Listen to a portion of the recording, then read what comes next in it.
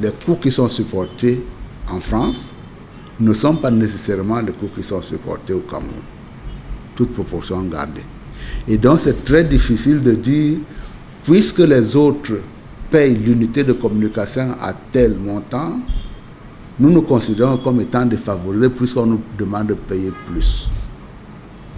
Et quand nous parlons des coûts, quels sont les éléments constitutifs des coûts aujourd'hui?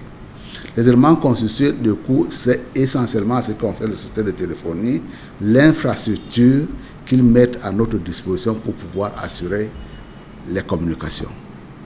Et qui se traduisent très souvent par un amortissement.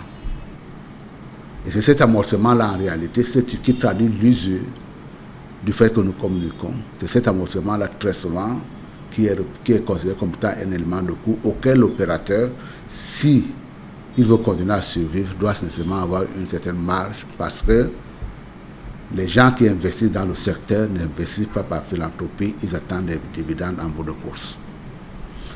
Or, quand je vous parle d'infrastructure, et le problème il est à ce niveau, il s'agit de ce que nous appelons en gestion des coûts de structure, qui ne varient pas en fonction des unités que vous vendez, mais qui s'imposent à vous parce que pour avoir seulement 1 minute de communication, vous aurez à subir le coût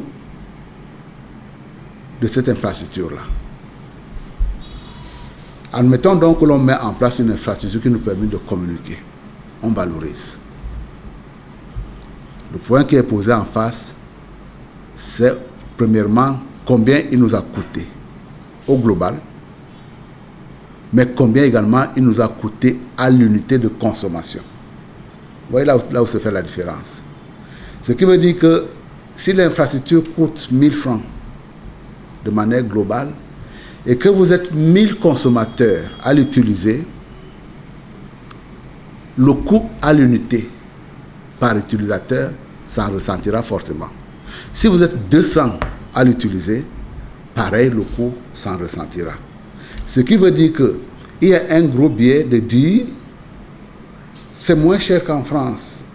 En France, ils sont 65 millions d'habitants. Au Cameroun, nous sommes 27 millions.